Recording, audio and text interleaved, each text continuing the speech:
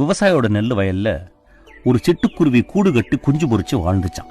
ஒரு நாள் அந்த தாய்க்குருவி இறதேடி வெளியே போன சமயத்துல அந்த விவசாயி வந்த வயலை பார்த்து, நெல்லு நல்ல பருவத்துக்கு வந்துருச்சு, வெளியூர்ல இருந்து ஒரு 20 ஆளுங்களை வர வச்சு அறுவடை பண்ணிடலான்னு தன்னோட மனைவி கிட்ட பேசிக்கிட்டே போனாராம். அதை கேட்டுக்கிட்டு இருந்த குஞ்சுங்க தாய்க்குருவி வந்த உடனே அழுதுகிட்டே விஷயத்த சொல்லிச்சுங்களாம். தாய்க்குருவி கவலைப்படாதீங்கன்னு சொல்லி சமாதானப்படுத்துச்சான். 5-6 நாள் கழிச்சு வழக்கம் போல தாய்க்குருவி இறதேடி வெளியே போன சமயத்துல அந்த விவசாயியும் அவங்க மனைவியும் வந்தாங்களாம். நெல்லு நல்லா முத்திருக்கு, இதுக்கு மேல வெளியூர் ஆளுங்களை நம்பி பிரயோஜனம் இல்ல, நம்ம ஊர்லயே ஒரு 10 பேரை வச்சு அறுவடை பண்ணிடலான்னு பேசிக்கிட்டே போனாங்களாம். அதை கேட்ட குஞ்சுங்க தாய்க்குருவி வந்த உடனே அழுதுகிட்டே சொல்லிச்சான். அப்பவும் அந்த தாய்க்குருவி கவலைப்படாதீங்கன்னு சொல்லி சமாதானப்படுத்தி தூங்க வச்சுச்சான்.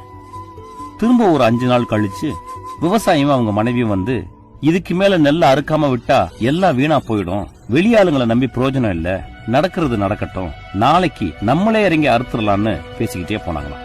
தாய்க்குருவி வந்தப்போ குஞ்சுங்க இந்த விஷயத்த சொல்லிச்சுங்களாம். தாய்க்குருவி பதட்டமாகி நம்ம உடனே இந்த இடத்த விட்டு காலி பண்ணி போகணும்னு சொல்லிச்சான். குஞ்சுங்க புரியாம பார்த்துச்சான். அந்த தாய்க்குருவி சொல்லிச்சான், ஒரு வேலையை செய்யறதுக்கு ஒருத்தன் மத்தவங்களை நம்பிக்கிட்டு இருக்க வரைக்கும் அந்த வேலை நடக்கவே நடக்காது. எப்போ ஒருத்தன் தன்னை நம்பி நம்மளே இறங்கி செய்யலான்னு முடிவுக்கு வந்துட்டானோ அதுக்கு மேல அந்த வேலை நடக்காம இருக்கிறதுக்கு வாய்ப்பு இல்லைன்னு சொல்லிச்சான்.